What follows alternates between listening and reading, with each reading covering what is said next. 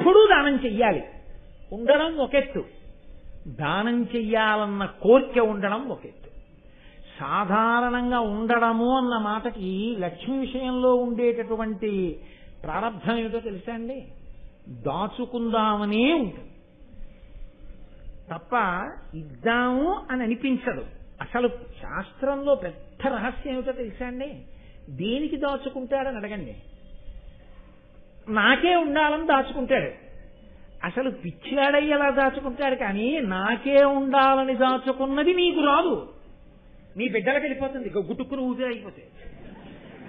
నీకే ఉండాలనుకుంటే నువ్వు దానం చేస్తే నీ ఖాతాలో పడుతుంది. అంటే అంతా ఇచ్చేయమని చెప్పరు, కనీసం కొంతైనా దానం చేయకపోతే ఎవడి శక్తికి తోచింది వాడు చేయకపోతే ఎలా? ఉత్తర జన్మలలో నువ్వు దాచింది నీతో రాదు, నాది నాది అనుకుంటాడు. నాది నాది అనుకున్నదంతా బిడ్డలకు వెళ్ళిపోతుంది, లేదా ఎవరికి వెళ్ళిపోతుందో కూడా చెప్పలేడు. కానీ నువ్వు ఇచ్చుకున్నదేదో అది మాత్రం నీదిగా వస్తుంది. అసలు నీది చేసుకోవడం అన్న మాటకు అర్థం ఏంటంటే నువ్వు బతికుండగా దానం చేసుకోవడం.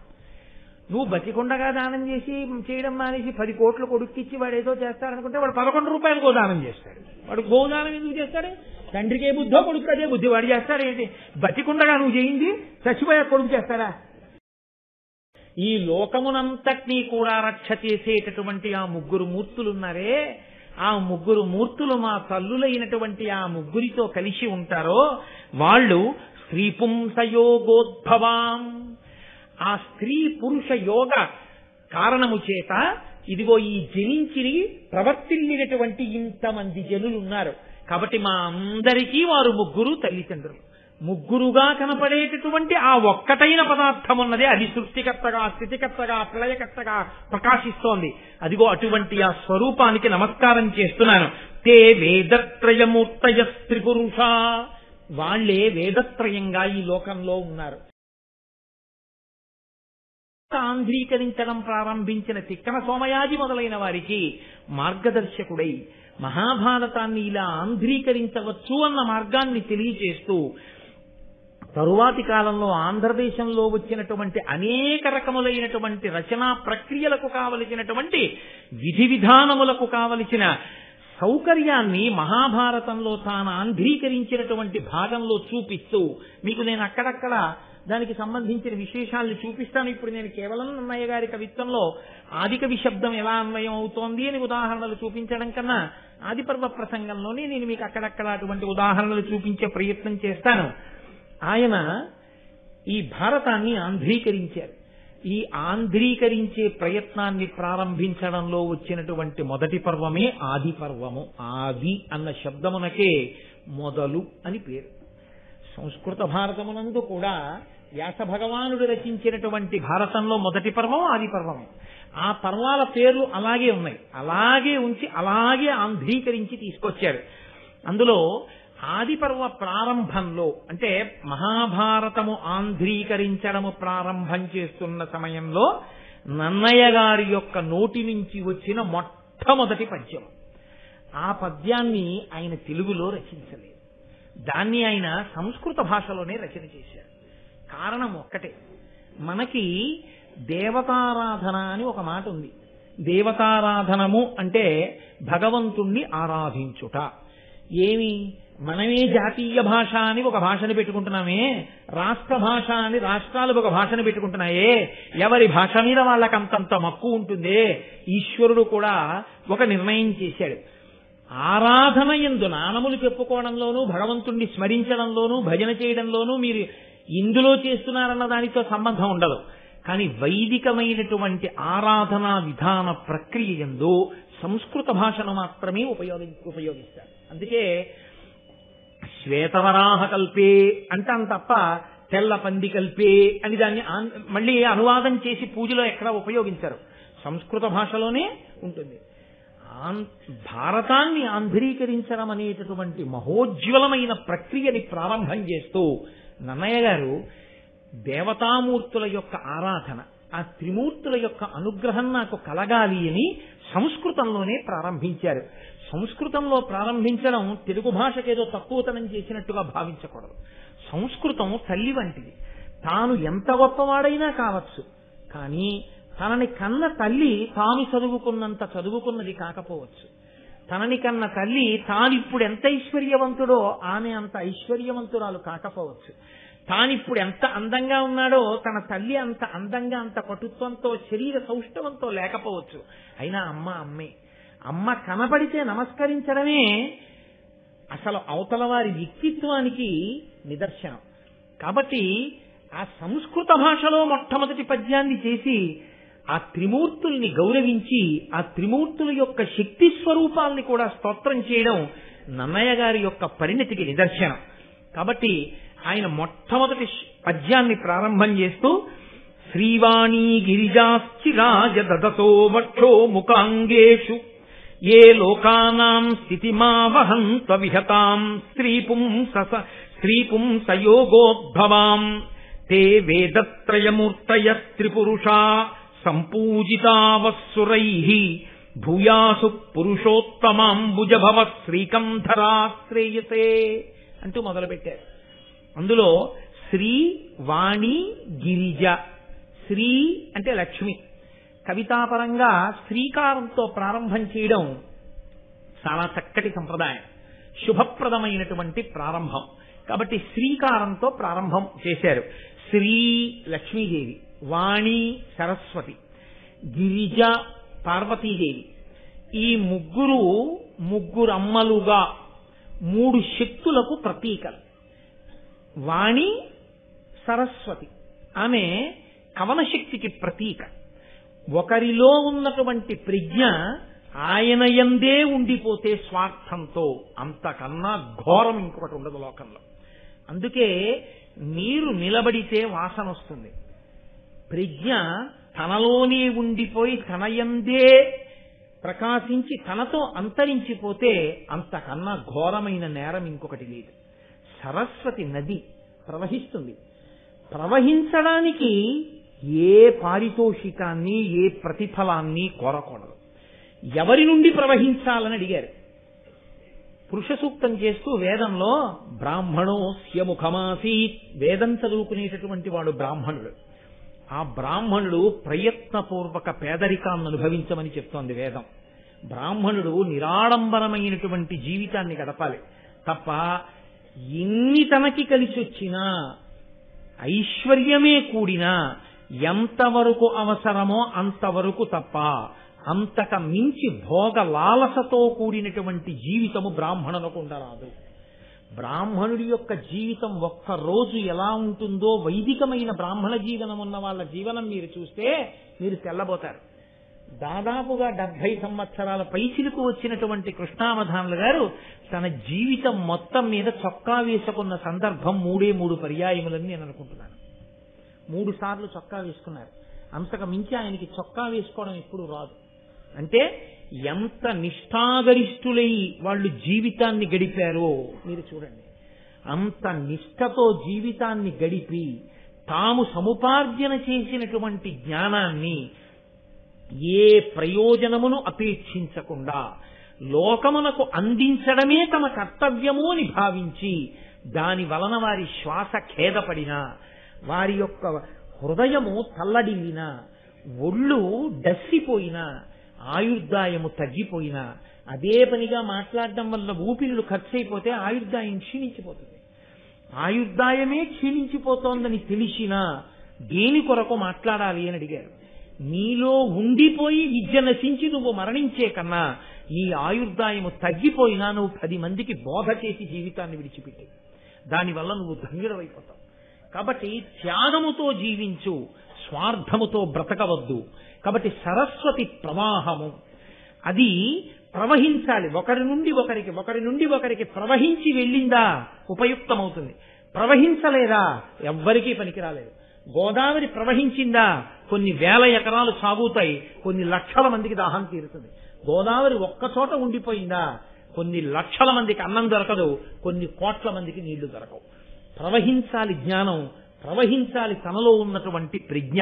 కాబట్టి దానికి సరస్వతి అని పేరు. శ్రీ, వాణి, గిరిజ ఈ మూడు శక్తులు.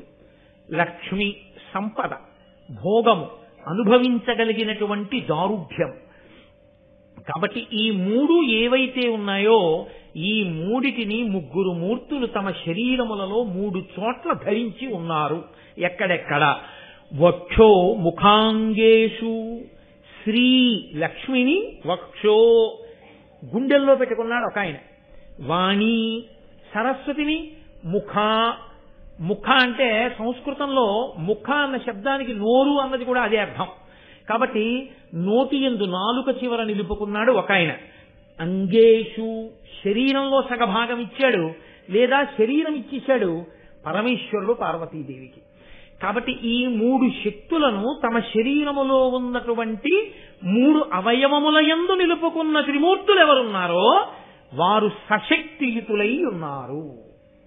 ఇది నన్నయ్య గారి యొక్క ప్రార్థనా శ్లోకం.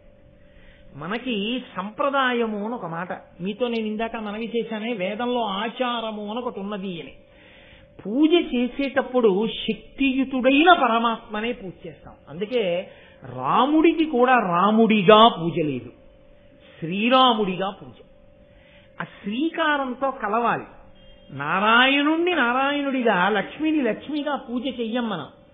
అసలు లక్ష్మిని పూజ చెయ్యాలంటే ఆయన గుండెల మీద కూర్చుని ఉంటుంది ఆవిడ. లక్ష్మీం క్షీరసముద్రరాజతనయాం శ్రీరంగధామేశ్వరీం, ఆయన గుండెల్లో ఆవిడ ఉంటుంది. అందుకని మీరు విడిగా ఎలా పూజ చేస్తారు? వాళ్ళు కలిసే ఉంటారు. ఈ కలిసి ఉండడం ఉన్నదే, ఈ సశక్తియుతంగా ఉండడం ఉన్నదే, ఇది ఉండరులు కలిసిమెలిసి ఉండడం ఆ కుటుంబ జీవనాన్ని తెలియచేస్తుంది. అందుకే శంకర భగవత్పాదులంతటి వారు శివానంద లహరి చేస్తే నిత్యాయ త్రిగుణాత్మనే పురజితే కాత్యాయని శ్రేయసే సత్యాయ ఆద్య కుటుంబిని అంటారు. ఆద్య కుటుంబిని, మొదటి కుటుంబి అని పిలిచారు పరమశివుణ్ణి. ఆ భార్య భర్త ఆనాటి నుండి ఈనాటి వరకు అలా కలిసి ఉండి సంతానాన్ని పొందుతుండడమే. కలిసి ఉండి సంతానాన్ని, వాళ్ళు బిడ్డల్ని కన్నారు, వాళ్ళ బిడ్డలకు బిడ్డలు పుట్టారు, వాళ్ళ బిడ్డలకు బిడ్డలు పుట్టారు, వాళ్ళ బిడ్డలకు బిడ్డలు పుట్టారు. అలా వంశం తామరతంపరగా ఆచంద్రతారార్కం వెడుతూనే ఉండాలి. ఒక పక్క గురు పరంపర వెడుతుండాలి, ఒక పక్క వంశములు వెడుతుండాలి. తప్ప ఎక్కడో అక్కడ వంశము తంతువుగా వర్ధిల్లకుండా ఆగకూడదు. అలా వెడుతూనే ఉంటుంది. అలా వెడుతూ ఉండడం అనేటటువంటి ఈ సత్సంప్రదాయానికి నాంది పలికినటువంటి మా ఆరాధ్య దైవములైన 3 మూర్తులున్నారే, వారు సశక్తియుతులు. ఆచార రహస్యాన్ని చెప్తున్నారు నన్నయ్య గారు.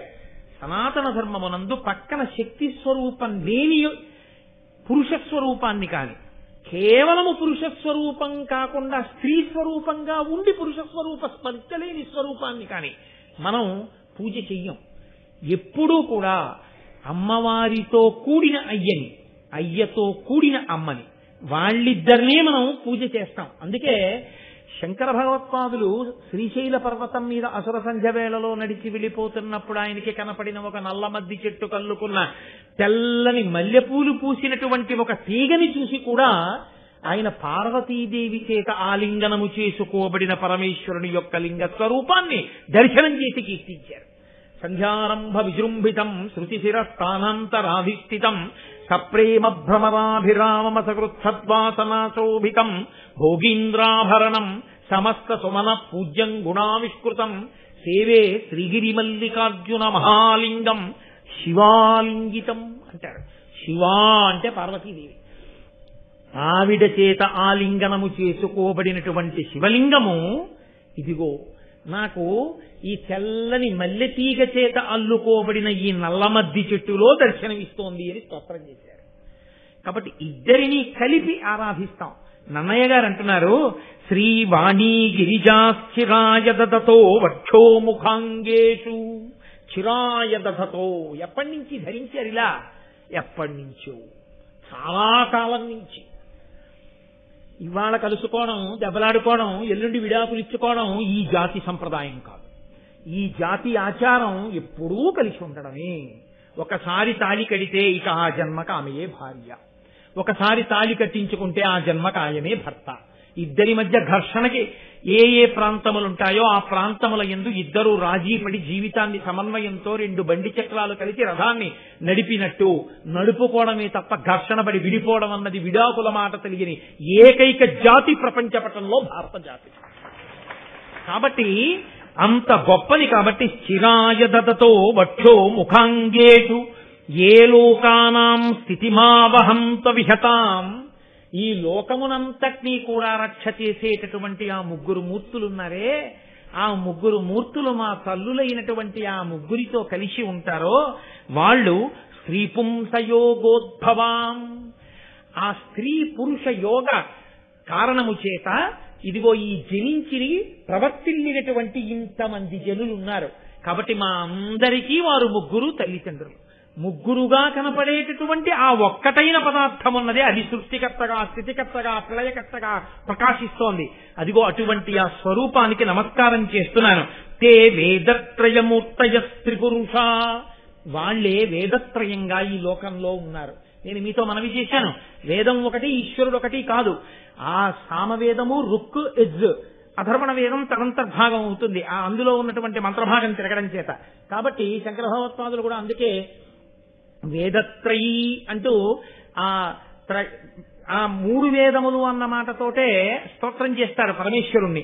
కాబట్టి ఆ మూడు వేదములుగా లోకంలో ఉన్నటువంటి సామవేదము ఋగ్వేదము యజుర్వేదము ఏవున్నాయో ఆ వేదముల రూపమైనటువంటి ఆ పరమేశ్వరుడి యొక్క రూపములైన బ్రహ్మ విష్ణు మహేశ్వరుల్ని వారు పురుషోత్తమంబుజభవ శ్రీకంధరా శ్రేయసే, వాళ్ళు నిరంతరము మాకు శ్రేయస్సు కల్పించుగాక. నాకు అనలేదాయన. మహాభారతాన్ని ఆంధ్రీకరించినప్పుడు ఎవరు చదువుకోవడం మొదలుపెట్టారో, ఎవరు వినడం మొదలుపెట్టారో వాళ్ళందరికీ కూడా త్రిమూర్తుల యొక్క రక్ష కలుగుగాక, వారందరికీ లక్ష్మీ పార్వతీ సరస్వతుల యొక్క అనుగ్రహము కలుగుగాక, బ్రహ్మ విష్ణు మహేశ్వరుల యొక్క అనుగ్రహము కలుగుగాక. కాబట్టి మాకు అంటూ పురుషోత్తమ అంబుజభవ, పురుషోత్తముడు అన్న మాట శ్రీ మహావిష్ణువుది, మహాదేవుడు అన్న మాట పరమశివుడిది. పురుషోత్తముడు శ్రీ మహావిష్ణువు, అంబుజభవ అంటే కమలంలోంచి తామర పువ్వులోంచి పుట్టినటువంటి వాడు బ్రహ్మగారు. శ్రీకంధరా శ్రేయసే, శ్రీకంధర అంటే శ్రీ అంటే విషం, కంధర అంటే కంఠమునందు పెట్టుకున్నవాడు, కంఠమునందు హాలాహలములు పెట్టుకున్నటువంటి పరమశివుడు. శ్రేయసే మాకు సమస్త అభ్యున్నతులను కృప చేయుగాక. పరమేశ్వరుడు కంఠమునందు హాలాహలాన్ని పెట్టుకోవడం కూడా లోకాల్ని రక్షించడానికి. తండ్రి కొడుకు కష్టం పడుతుంటే ఆ కష్టాన్ని తన నెత్తి మీద వేసుకున్నట్టు మహానుభావుడైనటువంటి పరమేశ్వరుడు ఈ లోకములకంతటికి తండ్రి కాబట్టి హాలాహలోత్పాదనము చేత లోకములన్నీ చల్లడిల్లితే తాను హాలాహలాన్ని పుచ్చుకున్నాడు. కాబట్టి ఆ శ్రీకంధరుడైనటువంటి పరమశివుడు, పురుషోత్తముడైనటువంటి విష్ణుడు, అంబుజభవుడైనటువంటి బ్రహ్మ మాకు శ్రేయస్సులను కూర్చుగాక అని ప్రారంభం చేసి రాజరాజ నరేంద్రుడి మీద మహాభారతాన్ని ఆంధ్రీకరించడానికి కారకుడైన వాడు కనుక రాజరాజ నరేంద్రుడి మీద ఆయన ఒక పద్యాన్ని చెప్తున్నారు. కాదు కాదు, ఇందులో ఒక చమత్కారం ఉంది. మనకి సాహిత్యం అంతా కూడా, సాహిత్యము అంటే భగవన్నామ స్పర్శలేని సాహిత్యం ఏదుందో ఆ సాహిత్యాన్ని మన వాళ్ళు అంగీకరించారు. అందుకే పోతన గారు భాగవతాన్ని ఆంధ్రీకరిస్తూ ఓ మాట అంటారు, హరినామ స్పృహలేని కావ్యము విచిత్రార్థాన్వితంబయ్యు శ్రీకరమయ్యుండదయోగ్య దుర్మదనత్కాకోలకత్వాకృతి అంటారు. ఎంత గొప్ప గొప్ప శబ్దాలు వేసినా, ఎంత గొప్ప గొప్ప అర్థాలున్నా, ఎంత గొప్పగా రచన చేసినా పరమేశ్వరుడి గురించి చెప్పనటువంటి సాహిత్యం ఏదుందో, భగవద్భక్తిని ప్రబోధం చెయ్యనిదేదుందో అది నిరర్థకము. అది తద్దినం పెట్టినటువంటి రేవులకి కాపులెళ్ళినట్టు వెళ్లేటటువంటి వాళ్ళకి పనికొస్తుందేమో కానీ హరినామ స్తుతి చేయు కావ్యము సువర్ణాంభోజి హంసావళీ సురతిభ్రాజితమై మానస సరస్ఫూర్తి నిలుంగొందు. మానస సరోవరానికి ఎవరెడతారు? పాపాలు పోగొట్టుకుందామనుకునేటటువంటి జిజ్ఞాసులైనటువంటి మహాభక్తులైన వాళ్ళు వెళ్లి మానస సరోవరంలో స్నానం చేసినట్టు హంసలు మానస సరోవరంలో ఉండేటటువంటి నీటి మీద తేలియాడి తామరతూండ్లు తిని ఆడుకున్నట్టు హరినామస్తుతి చేసినటువంటి కావ్యములను ఎవరు చదువుకుంటారు అంటే హరిని చేరుకుందాం అనుకున్నటువంటి వాళ్ళు చదువుకుంటారు. హరినామ స్పర్శలేని సాహిత్యం తద్దినం పెట్టే రేవు, అక్కడ అటువంటి సాహిత్యాన్ని చదువుకోవడం అటువంటి రేవుకి వెళ్ళినటువంటి కాకుల వంటి వారు చేసే పని అంటారు పోతన గారు. కాబట్టి మహానుభావుడు పైన దేవతలను నేను స్తోత్రం చేశాను. ఒకరేమో వ్యాస భగవానుడు చంద్రవంశాన్ని వర్ణించాడు మహాభారతంలో. వాల్మీకి మహర్షి సూర్యవంశాన్ని వర్ణించారు రామాయణంలో. సూర్యవంశాన్ని చంద్రవంశాన్ని రెండు వంశాల్ని వర్ణించి మనకి ధర్మాన్ని నేర్పినటువంటి వాళ్ళు వ్యాసుడు వాల్మీకి. వ్యాసుడు వాల్మీకి ఇద్దరు సూర్యచంద్రుల్ని ప్రస్తుతి చేశారు. ఆ సూర్యచంద్రులే రాత్రి పగలు ఉంటారు. సూర్యచంద్రుల్ని ప్రస్తుతి చేసినటువంటి వ్యాస వాల్మీకులు మన సాహిత్యానికంతటికీ కూడా రెండు కళ్ళ లాంటి వారు. అందుకే వ్యాస భగవానుణ్ణి వాల్మీకిని స్తుతి చెయ్యకుండా, వాళ్ళకి నమస్కరించకుండా అసలు ఏ విధమైనటువంటి భగవత్ సంబంధమైన ప్రసంగాన్ని పెద్దలైన వారు చెయ్యరు. వారిద్దరికీ నమస్కరించి మాత్రమే చేస్తుంటారు. కాబట్టి నేను ఈ మహాభారతంలో చంద్రవంశాన్ని వర్ణించబోతున్నాను. వ్యాస భగవానుడు అందించినటువంటి చంద్రవంశం అది. కాబట్టి నేను ఇప్పుడు చంద్ర సంబంధమైన కీర్తన కూడా చెయ్యాలి. పైన శ్రీ వాణి గిరిజ వాళ్ళ ముగ్గురు, ఆ ముగ్గురిని వహించినటువంటి పుంస్వరూపాల్ని కీర్తించాను. అందుకని రాజరాజ నరేంద్రుణ్ణి అడ్డుపెట్టి రాజ శబ్దం చంద్రుణ్ణి చెప్తుంది. రాజా అంటే చంద్రుడు. అందుకని ఆ చంద్రుణ్ణి కీర్తించడానికి, చంద్రవంశాన్ని కీర్తించడానికి నన్నయ్య గారు రాజకులైక భూషణుడు రాజమనోహరుడు అంజరాజ తేజోజయశాలి శౌర్యుడు విశుద్ధ యశ శరదిందు చంద్రికారాజిత సర్వలోకుడు అపరాజిత భూరి భుజా కృపాణ ధారా జలశాంత శాస్త్రవ పరాగుడు రాజమహేంద్రుడు నతిన్. రాజమహేంద్రుడు ఆయన రాజమహేంద్ర పురాన్ని ఇప్పుడు మనం రాజమండ్రి అంటున్నాం. ఆ రాజరాజ నరేంద్రుడు ఆ చాళుక్య వంశానికి చెందినటువంటి వాడు. మనం ఇప్పుడు రాజమండ్రి అని పిలువబడేటటువంటి నగరాన్నే రాజధానిగా చేసుకుని పరిపాలన చేసినవాడు.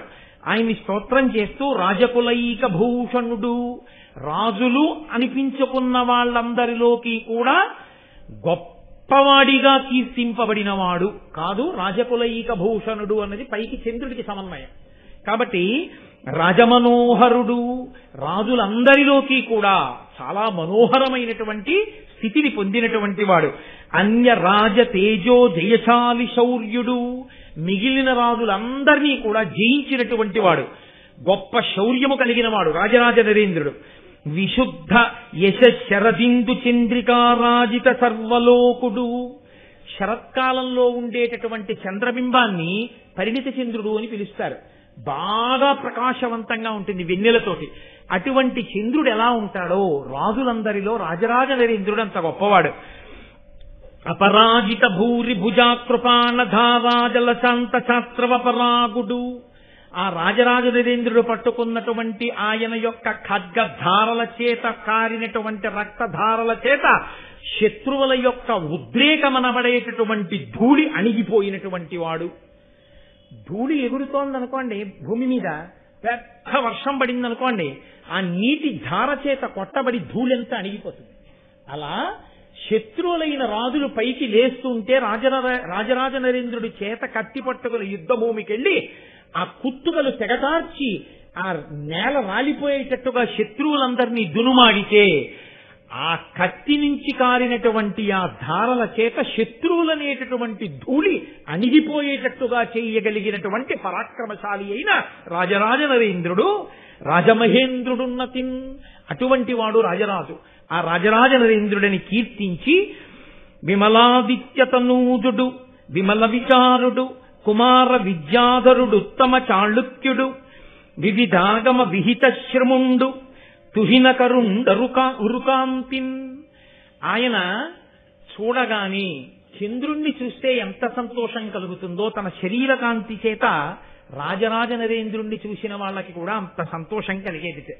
ఆయన విమలాదిత్యుడికి కుందవాంబ అనబడేటటువంటి స్త్రీకి కలిగినటువంటి వాడు, జన్మించినటువంటి వాడు, చాలా పరిశుద్ధమైనటువంటి ఆచారము కలిగిన వాడు. నేను మీతో మనవి చేశాను, పరదేవతానుగ్రహము కలిగిన వాడొకడు జన్మిస్తే తప్ప అటువంటి శక్తి ఉన్నవాడిని గుర్తించి అంగీకరింప చెయ్యడం కూడా సాధ్యం కాదు, అంత తేలికైన విషయమేం కాదు అని.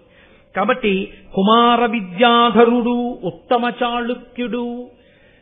సుబ్రహ్మణ్యేశ్వర స్వామి వారు దేవసేనకంతటికి అధిపతి అయి రాక్షసుల్ని ఎలా దునుమాడతాడో అలా అటువంటి పరాక్రమము కలిగి శస్త్రాస్త్ర విద్యా నైపుణ్యము కలిగినటువంటి వాడైన వాడు. లేదా సుబ్రహ్మణ్యేశ్వర స్వామి వారి ఆరాధనా విధానమునందుండేటటువంటి తంత్రముల యందు నిష్ణాతుడైనటువంటి వాడు. వాళ్ళు గొప్ప శివభక్తులు ఆ చాళుక్యులందరూ. కాబట్టి వివిధాగమ విహిత శ్రముండు, అనేకమైనటువంటి ఆగములు తెలిసిన్నటువంటి వాడు. అటువంటి రాజరాజ నరేంద్రుడు ఒకానొక నాడు సభలో గొప్ప పండితుల్ని కవుల్ని అందరినీ కూర్చోపెట్టుకుని వాళ్ళతో మాట్లాడుతుండగా సంస్కృతంలో ఉన్నటువంటి భారతం గురించి ప్రస్తావన వచ్చింది. ఆయనకి భారతం వినడం అంటే చాలా ఇష్టం. అందుకని తరచూ భారతంలో ఉన్నటువంటి విశేషాలన్నీ వింటూ ఉండేవాడు. అదే కాదు, మిగిలినటువంటి రామాయణాది కావ్యములను కూడా వింటూ ఉండేవాడు. ఆయన ఆ నన్నయ్య గారిని పిలిచి నన్నయ్య గారితో ఒక మాట అన్నాడు. బహుశా నన్నయ్య గారి గురించి మనకి తెలియడానికి భారతంలో నన్నయ్య గారు ఇచ్చినటువంటి ఏకైక పద్యం అదొక్కటే. అది వినా నన్నయ్య గారి గురించి తెలుసుకోవడానికి సాధికారికమైనటువంటి సాక్ష్యములతో కూడినటువంటి ఇతర పద్యములు మీకు కనపడవు ఇందులో. తన కుల బ్రాహ్మణు అనురక్తు అవిరళ జప హోమ తత్పరు విపుల శబ్ద శాసను సంహితాభ్యాసు బ్రహ్మాండాది నానా పురాణ విజ్ఞాన నిరతున్ పాత్రం ఆపస్తంభసూత్రు ముద్గల గోత్ర జాతు సద్వినుతావదాత చరితు లోకజ్ఞు ఉభయ భాషా కావ్య రచనాభిశోభితు సత్ప్రతిభాభియోగ్యు నిత్య సత్య వచను మత్యమరాధిపాచార్యు సుజను నన్నపార్యుచూచి పరమ ధర్మ విధుడు వర చాళుక్యాన్వయాభరణుడిట్టులనియ కరుణతోడా. నన్నయ్య గారిని సభలో ఒకసారి అలా చూశాడు ఆ పండితులు కవుల మధ్యలో. నన్నయ్య గారికి ఉండేటటువంటి లక్షణములు ఎటువంటివో చెప్తున్నారు. ఆయన కులబ్రాహ్మణుడు అన్న మాట పరంపరాగతంగా కేవలం తన దగ్గర పౌరోహిత్యం చేస్తూనో లేకపోతే తన దగ్గర ఉండేటటువంటి బ్రాహ్మణుల యొక్క పరంపరకి చెందినవాడు మాత్రమే అనో అర్థం ఇచ్చేటటువంటిది కాదు. ప్రభువు ప్రకటించినటువంటి శాసనములను సంస్కృత భాషలో రచన చేసి అందించగలిగినటువంటి దిట్ట అయినటువంటి వాణ్ణి కూడా కులబ్రాహ్మణుడనే పిలుస్తారు. కాబట్టి అటువంటి శక్తి కలిగిన కులబ్రాహ్మణుడు నిరంతరము జపం చేస్తుంటాడు, హోమం చేస్తుంటాడు. హోమము చేత దేవతల్ని ప్రీతి కల్పిస్తుంటాడు. మంత్రములను జపం చేసి ఆ మంత్రాధిష్టాన దేవతల యొక్క అనుగ్రహాన్ని పొందుతూ ఉంటాడు. అంటే వేదమునందు మంత్రముల యందు అంత నిష్ట కలిగి అంత గొప్ప దేవతానుగ్రహాన్ని పొందినటువంటి వాడు విపుల శబ్ద శాసనుడైన. ఏ శబ్దానికి ఏ అర్థం ఉంటుందో, దానికి ఎన్ని అర్థాలుంటాయో, ఎక్కడ ఏ శబ్దాన్ని ఎలా ప్రయోగించవచ్చో, ప్రయోగించి ఆ ఫలితాన్ని సాధించుకోవచ్చో, అందరికీ అర్థమయ్యేటట్టు చెప్పచ్చో, భాష మీద శబ్దం మీద ప్రభుత్వం ఉన్నటువంటి వాడు.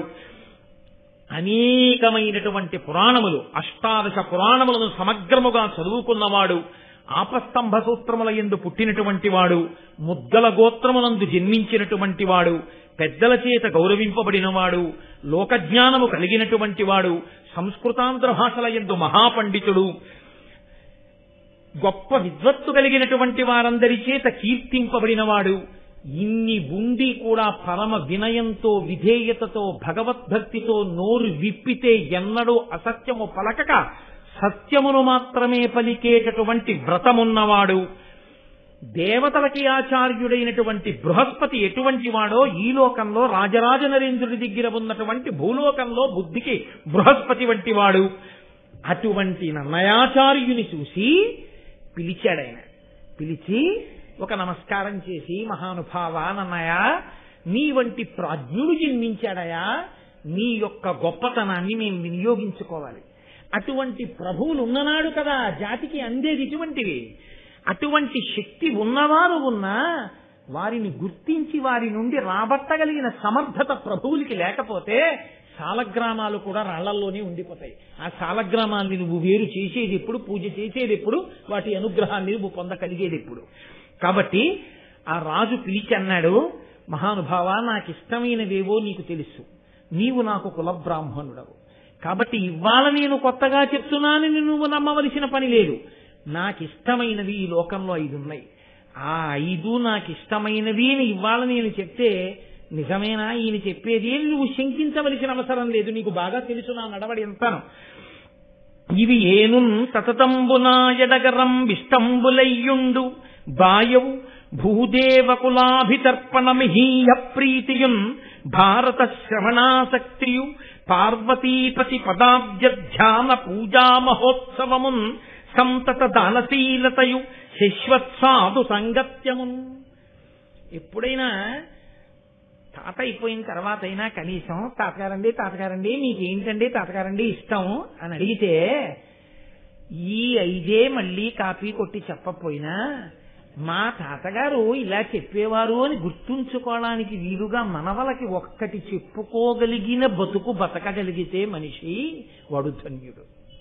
తప్ప ఎన్నేళ్ళు వచ్చినా ఎన్ని తరాలు చూసినా తాతగారు మీకు ఏమి ఇష్టమండి అని అడిగినప్పుడల్లా తాతగారు నాకు వంకాయ అల్లం పెట్టిన కూర ఇష్టం రా అన్నవాడు పుట్టలోని చెదలు పుట్టవా గిట్టవా దేని కొరకు? రాజరాజ నరేంద్రుడు చెప్పుకుంటున్నాడు నాకు 5 ఇష్టం. మీకు తెలుసు నన్నయాచార్య, ఇవి ఏను సతతంబునా ఎడగరం విష్టంబులయ్యుండు. ఒకప్పుడు ఇష్టంగా ఉండి ఒకప్పుడు ఇష్టం పోవడం కాదు, సతతంబు నాకు ఎప్పుడు ఇష్టం. 5 చెయ్యాలని నా మనసు ఉవ్విళ్ళు ఊరుతూ ఉంటుంది. ఏమిటో తెలుసా? బాయవు, అవి పోవు. చేశాంగా ఎన్నాళ్ళు చేస్తాం అంటే వద్దులే నిజమే చేశాం కదా అని నా మనసు తృప్తి పడదు. ఈ 5 మళ్ళీ మళ్ళీ మళ్ళీ మళ్ళీ చెయ్యాలనిపిస్తుంది.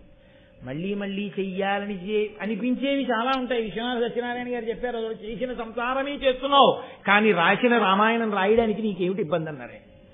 కాబట్టి నాకు 5 ఇష్టం, అవి వదలవయా నా మనస్సుని మళ్ళీ మళ్ళీ చేయమంటాయి. ఏమిటో తెలుసా? భూదేవ కులాభితర్పణ మహీయ ప్రీతియున్. భూదేవం ఈ భూమి యందు దేవతల వంటి బ్రాహ్మణులు ఆ వేదం చదువుకుని పరమభక్తితో జీవనం చేసేటటువంటి బ్రాహ్మణులు కనపడ్డప్పుడు వాళ్ళని సేవించాలని వాళ్ళకి నమస్కరించాలని నా మనసు వెంపర్లాడుతుంటుందయ్యా. భారత శ్రవణాసక్తియు, భారతం ఎన్ని మాటలు విన్నా ఇంకా వినాలి ఇంకా వినాలి ఇంకా వినాలనిపిస్తూనే ఉంటుంది. నిజమో అబద్ధమో నన్నయ్య గారికి తెలీదు. నన్నయ్య గారు రోజు వింటల్లా రాజరాజ నరేంద్రుడు చెప్తున్నది యథార్థమే, అందుకు కదూ ఆంధ్రీకరించారు. అంటే నన్నయ్య గారి లాంటి శక్తి ఉన్నవాడు ఉన్నా ఆయనకి ఆంధ్రీకరించాలన్న కోరిక పుట్టాలంటే అటువంటి రాజు కూడా పుట్టద్దు. అందుకని నేను రాజరాజేంద్రుడిని తక్కువ చెయ్యొద్దంటున్నాను. కాబట్టి భూదేవ కులాభితర్పణ మహీయ ప్రీతియున్ భారత శ్రవణాసక్తియు పార్వతీపతి పాదాబ్జధ్యాన పూజా మహోత్సవము. ఎంత గొప్పగా చెప్పుకున్నారండి. పార్వతీపతి ఒక్క శివ పూజ అనలేదైనా, శివ పూజగా కాదు. ఇది కదా నన్నయ్య గారి పద్యం ఆచారం. ఇద్దరిని కలిపి పూజ చేస్తాం మనం. పార్వతీ పరమేశ్వరుడు లక్ష్మీనారాయణుడు అలా అంటాం గాని వాణి హిరణ్యగర్భాభ్యాం నమః శిశి పురంధరాభ్యాం నమః అంటాం గాని ఎవరో ఒకరిని పిలిచి ఒకరు వదిలేయడం మన సంప్రదాయంలో లేదు. అందుకే పిలుపుకి కూడా అంత మర్యాదగానే పిలుస్తాం. మనం పిలిస్తే వేసిన అంత మర్యాదగానే వేస్తాం. శ్రీమతి మరియు శ్రీ అని మన జాతి సంస్కారం అటువంటిది, దానికి ఉన్న వైభవం అటువంటిది.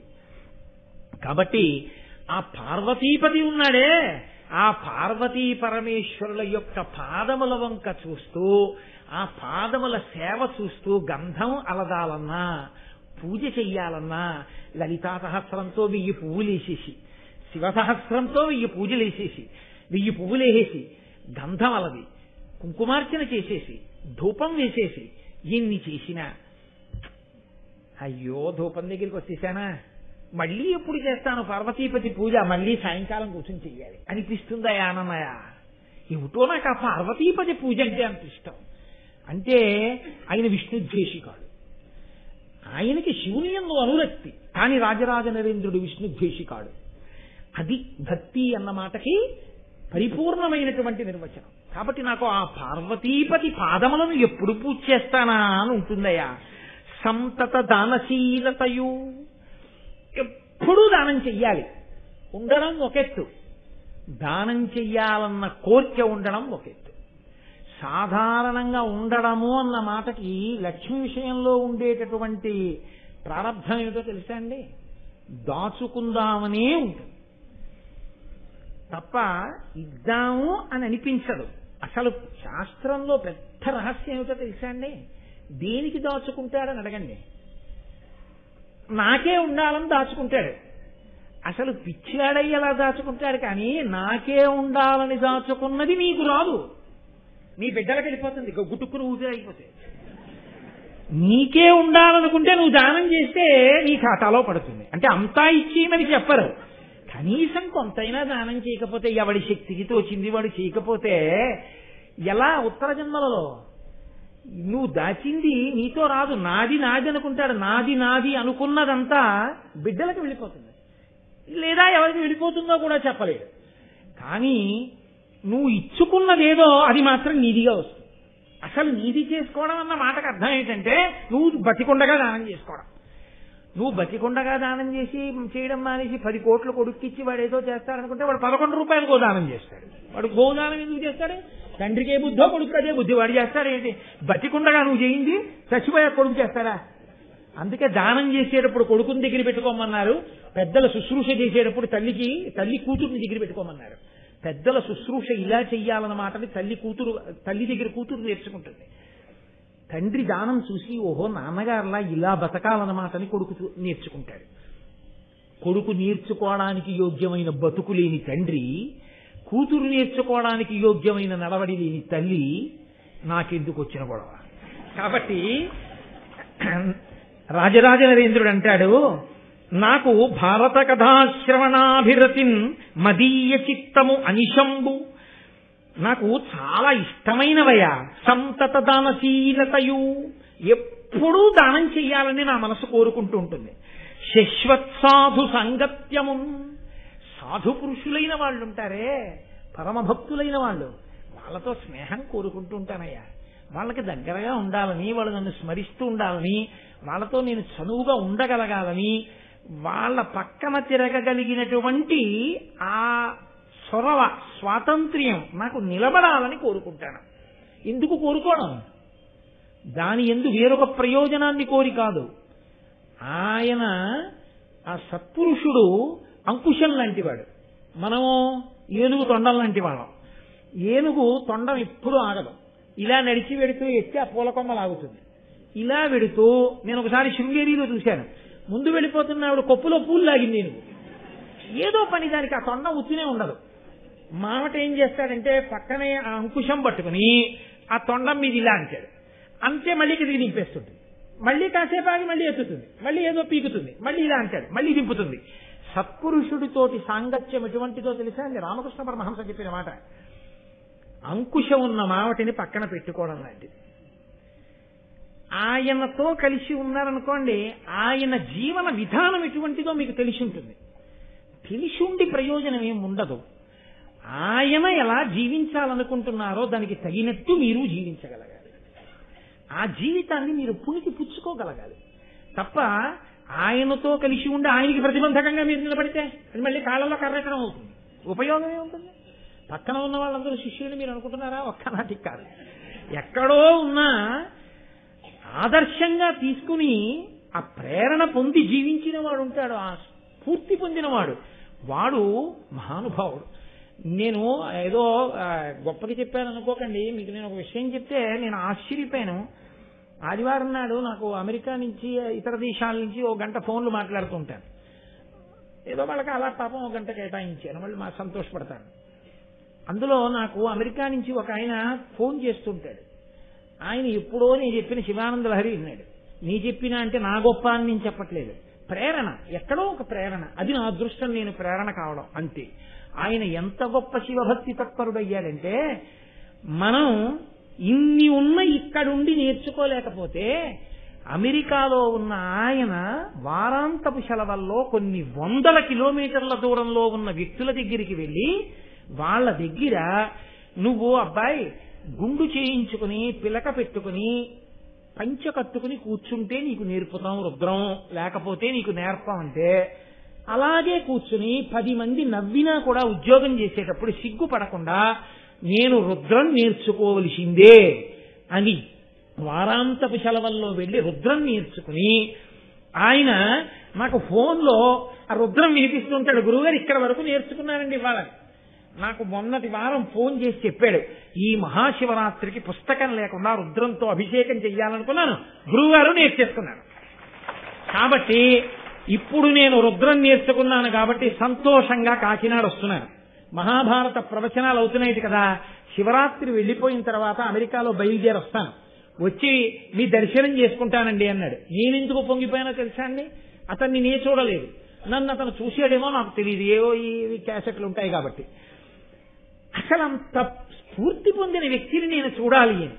ఈ మహాభారత ప్రవచనాలు పూర్తయ్యే లోపల అతను వస్తున్నాడు అమెరికా నుంచి. ఇదే వేదిక మీద అతనితో రుద్రం చదివించి మీకు వినిపిస్తాను.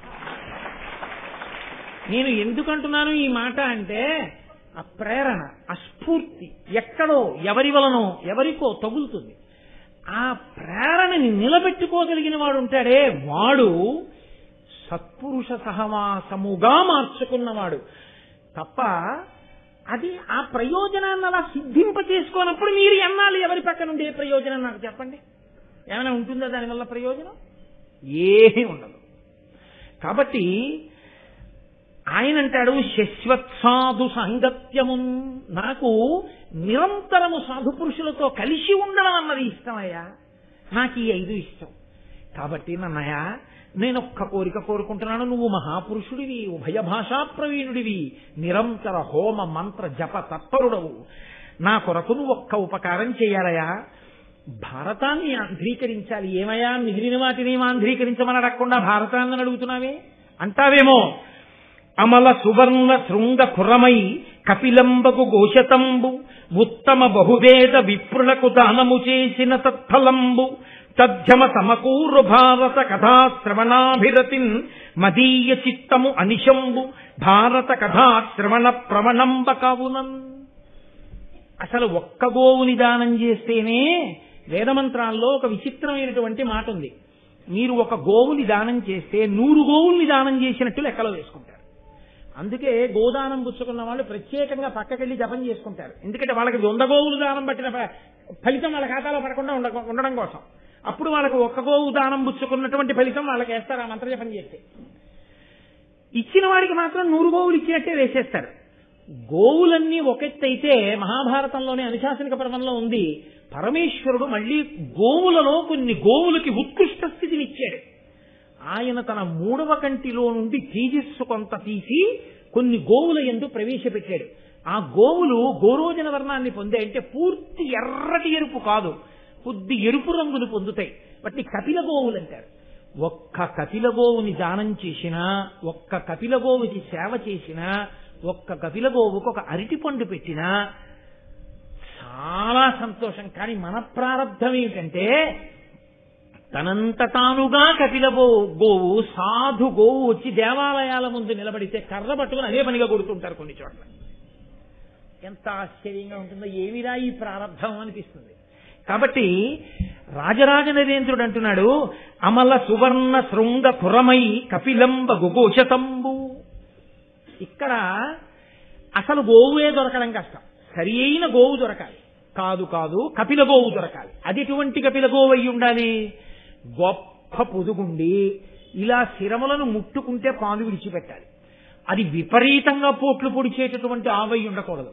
చక్కటి ధేను ఉండాలి, చూడముచ్చటగా ఉండాలి, సాధుగోవై ఉండాలి.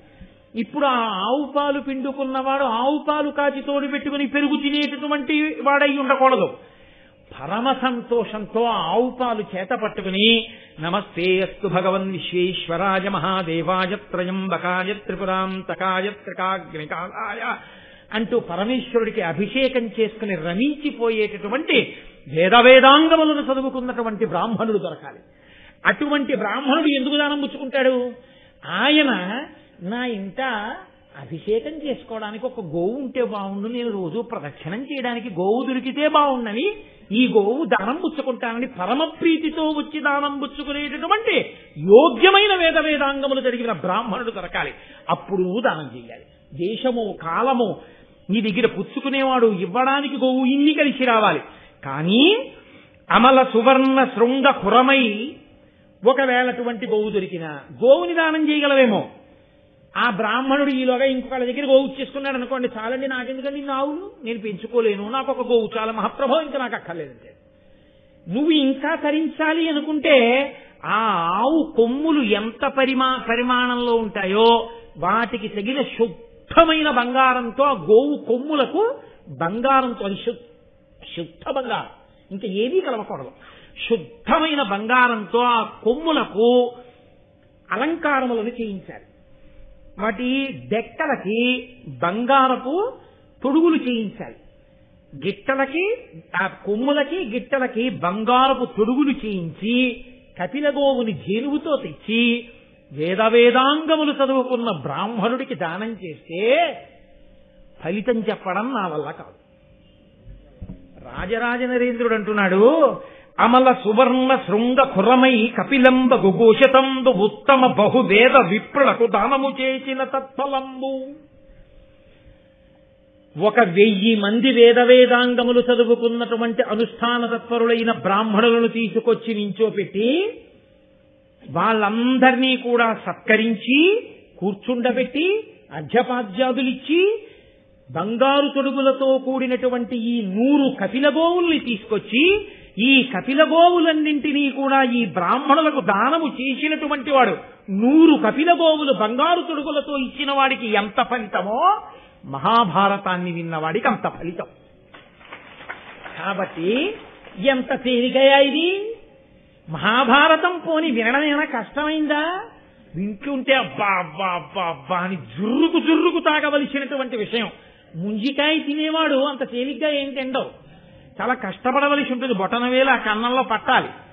నాలా బాగా బొద్దుగా ఉన్న బొటనవేలు అనుకోండి, ఆ కన్నంలో పట్టదు. ఆ పట్టణ బొటనవేలు అందులో పెట్టి ఊడకుండా బయటికి ఉండిపోయి అక్కడి నుంచి లాగండి అంటే అదో ప్రతిష్ట. జాగ్రత్తగా అందులో వేలు పెట్టాలి, ఆ వేలు పెట్టి పైకి తీయాలి, బుడుక్కుని కింద పడిపోకుండా ఉండాలి, నోరు పెట్టాలి, ఆ నీళ్లు తాగాలి, దాన్ని జాగ్రత్తగా ఉత్తరించి ఆ మెత్తటి అందులో ఉన్నటువంటి ఆ గుజ్జుని ఆస్వాదించాలి, అది జీర్ణం అవ్వాలి. ఇన్ని గొడవలు. ఇంత కష్టపడి ముంజికాయ తినడం చాలా బాధతో కూడుకున్నటువంటి విషయం అయి ఉండొచ్చు. కానీ ఎక్కడో దొరికినటువంటి మంచి సువాసనతో కూడినటువంటి పరక కొత్తపల్లి కొబ్బరి మామిడి పళ్ళు వృద్ధుడైపోయిన వాడి చర్మం ఎలా ముడతలు పడిపోతుందో అలా ముడతలు పడిపోయి ముట్టుకుంటే చిరిగిపోయే చర్మంతో తీయటి రసంతో కూడుకున్నది 13 పళ్ళు తెచ్చి గడ్డిలో పెడుతుంటే పొరపాటున ఒక పండు జారి తేనె దాడిలో పడిపోయింది అనుకోండి. ఇన్ని మాటలు లెక్కెట్టినా 12 ఉన్నాయి, నాకు ఇచ్చినవాడు 13వది ఇవ్వలేదని బాధపడ్డాడు. 12 పళ్ళు తినేశాడు. వారం రోజులు అయిపోయిన తర్వాత పరమేశ్వరుడికి అభిషేకం చేద్దామని, శివరాత్రి కదా ఎక్కువ తేనె చేద్దామని జాడి వంపి తేనె పాత్రలో పోస్తున్నాడు.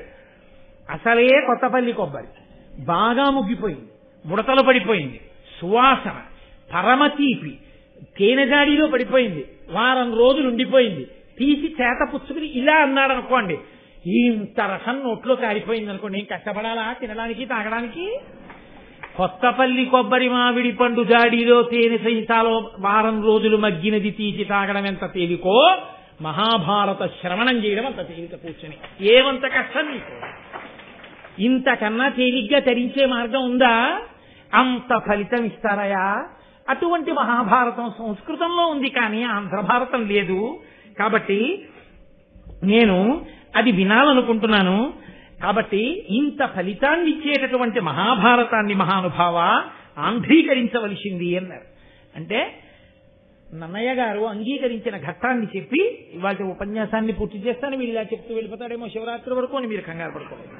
కాబట్టి నన్నయ్య గారు అంటారు, అమలిన తారకా సముదయంబుల నిన్నను సర్వ వేద శాస్త్రముల అశేషసారము ముదంబున పొందను బుద్ధివాహు విక్రమమున దుర్గమార్ధ జల గౌరవ భారతీ సముద్రము తరియంగా ఈతను విధాతృనకైనను నెరబోలునే.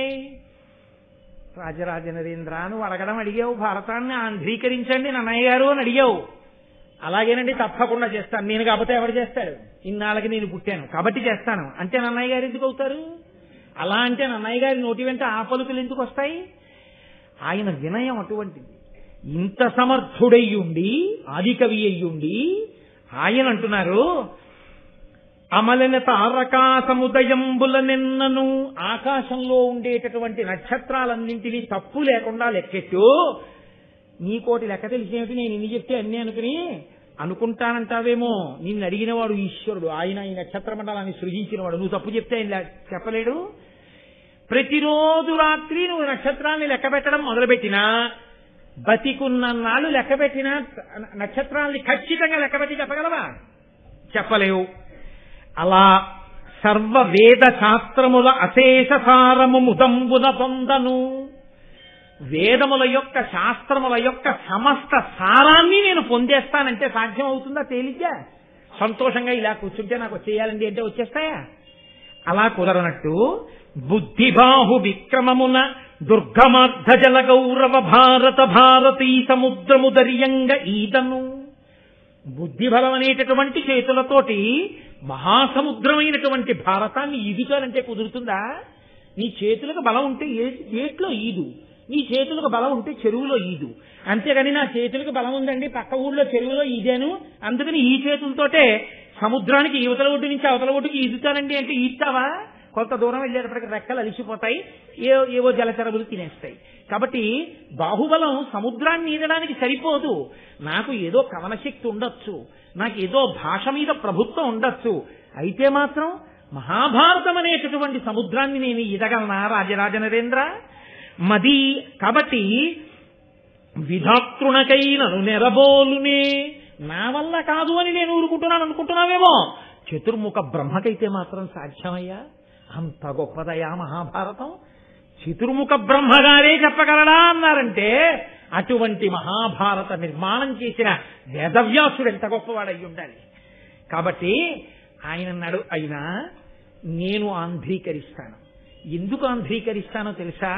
ఒక్క కారణానికి ప్రయత్నం మొదలు పెడతాను. నాకేమీ రాదని ఇలా తల వంచుతాను. ఇలా నేను ఎవరి ముందు తల వంచాలో వారి ముందు ఇలా తల వంచితే వారు నన్ను అనుగ్రహించి నన్ను వారి చేతి పనిముట్టుగా స్వీకరించారా, జరిగిపోతుందంటే కథంతా. నేను చేస్తున్నానంటే కదూ నాకు సమర్థత. ఎవరు నన్ను వస్తువుగా స్వీకరించాలో వారు స్వీకరించిన తర్వాత ఎందుకు నడవదు? కాబట్టి ఇదిగో నేను ఇప్పుడే నమస్కారం చేస్తున్నాను. హరి హరాజ గజాననర్క షడాస్య మాతృ సరస్వతీగిరి సుతాదిక దేవతాతతికిన్ నమస్కృతి చేసి దుర్భర తపో విభమాధికున్ గురున్ పద్య విద్యకు ఆద్యున్ అంబురుహ గర్భ నిభున్ ప్రచేతసు పుత్రు భక్తి తలంచుచున్. నేను అదిగో ఆ శ్రీ మహావిష్ణువుకి, హర పరమశివుడికి, అజ బ్రహ్మగారికి, గజానన విఘ్నేశ్వరుడికి, అర్క సూర్యుడికి, షడాస్య ఆరుముఖములు ఉన్నటువంటి సుబ్రహ్మణ్యేశ్వర స్వామి వారికి, మాతృ లక్ష్మీదేవికి, సరస్వతీదేవికి, గిరిసుతాది ఆ పార్వతీదేవికి, దేవతలందరికీ తల ఉంచి నమస్కరిస్తున్నాను. వీళ్ళందరికీ నమస్కరించి పద్య విద్యకు ఆది అయినటువంటి వీరొక మహాపురుషుడికి నమస్కరిస్తున్నాను. ఎవరో తెలుసా? ఆయన ప్రచేతసుని కుమారుడై రామాయణ కావ్యాన్ని లోకానికి అందించిన వాల్మీకి మహర్షి యొక్క పాదార విందములకు నమస్కరించి సూర్యవంశాన్ని వర్ణించి రామాయణ కావ్యాన్ని అందించి లోకానికి ధర్మ ప్రబోధం చేసిన వాల్మీకి మహర్షికి నమస్కరిస్తున్నాను. పద్య విద్య అన్నారు. మనకి ఛందస్సు అద్భుతం. ఇది ఏ ఇతర భాషకి లేదు. ఇది ఒక్క మన భాషలకే, సంస్కృతానికి, తెలుగు ఇటువంటి భాషలకే ఈ మర్యాద ఉన్నది. ఛందస్సు వల్ల ఉండేటటువంటి లక్షణం ఏమిటో తెలుసా అండి? పద్యంగా వస్తేను మీరు ధారణ చేయవచ్చు. మీరు వాక్యముల కింద రాసేశారనుకోండి, ఎన్ని వాక్యములు రాసినా మీరు ధారణ చెయ్యలేరు. ఛందస్సులో పద్యంగా రచన చేశారనుకోండి, మీరు ధారణ చేసేయచ్చు. 4 మాటలు పద్యం వింటే మీకు వచ్చేస్తుంది పద్యం. 10 మాటలు మీరు వాక్యాలు విన్న వాక్యాన్ని యథాతథంగా మీరు పట్టుకోలేరు.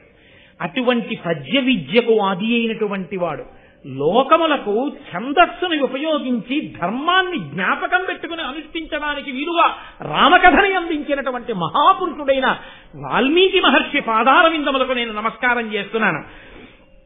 భారతీ శుభ గభక్తి చయంబుల చేసి ఘోర సంసార వికార సంతమసజాల విజృంభము బాచి సూరిచేతో రుచిరాబ్జ బోధనరతుండకు దివ్యు పరాశరత్మజంభోరుహమిత్రు కొల్చి మునుపూజితు భూరి యశో విరాజితున్. అదిగో భారతమనబడేటటువంటి ఆ గ్రంథములోని కిరణములనబడేటటువంటి ఆ జ్ఞాన కిరణముల చేత అంధకారం అనేటటువంటి చీకటిని పోగొట్టగలిగినటువంటి సూర్య సమానుడైన వేదవ్యాసుడున్నాడే, పండితులైనటువంటి వారి హృదయములన్నీ కూడా ఎవరి గురించి వినగానే ఇలా విప్పారుతాయో, ఎవరు సంతోషిస్తారో, ఏ మహానుభావుడు పరాశరునికి పుత్రుడిగా జన్మించాడో, ఏ మహానుభావుడు సంసారం అనేటటువంటి చీకటిని తొలగక్రోయగలడో, ఎవడు అజ్ఞానమును నశింపచేసి జ్ఞానమును ఇయ్యగలడో, ఎవడు ధర్మమును ప్రబోధము చెయ్యగలడో, ఎవడు వేద విభాగం చేశాడో, ఎవడు అష్టాదశ పురాణములను ఇచ్చాడో, ఎవడు పంచమ వేదమనేటటువంటి మహాభారతాన్ని లోకానికి అందించాడో, ఎవడి పాదములకు నమస్కరించినంత మాత్రం చేత ఏ విధమైన సంశయములు లేకుండా సమస్తము కరతలామలకమవుతుందో, ఎవరి పేరు చెప్పగానే గొప్ప పండితులైనటువంటి వారి హృదయములు పులకరించలు కలిగి విప్పారుతాయో, అటువంటి వేదవ్యాస భగవానుడి యొక్క పాదార విందములకు నమస్కరించి మహాభారతాన్ని ఆంధ్రీకరించడం ప్రారంభం చేస్తాను. రాజరాజ నరేంద్ర, నీ కోరిక తప్పకుండా నెరవేరుతుంది, ప్రారంభం చేస్తానని నన్నయ్య గారు రాజరాజ నరేంద్రుడికి మాట ఇచ్చి భారతాన్ని ఆంధ్రీకరించడం ప్రారంభం చేసినటువంటి ఘట్టం దగ్గర ఇవాల్టి ప్రారంభోపన్యాసాన్ని పూర్తి చేస్తూ, రేపు మొట్టమొదటి ఘట్టం, అత్యద్భుతమైనటువంటి ఘట్టం, అది వ్యాసుడికే చెల్లు, ఆంధ్రీకరించడం నన్నయ్య గారికే చెల్లు. ఎన్ని ధర్మాలు ప్రతిపాదన చేస్తారో, ఎన్ని గహనమైన రహస్యములు దాచారో ఆ విషయాల్ని రేపటి రోజున ప్రస్తావన చేస్తాను.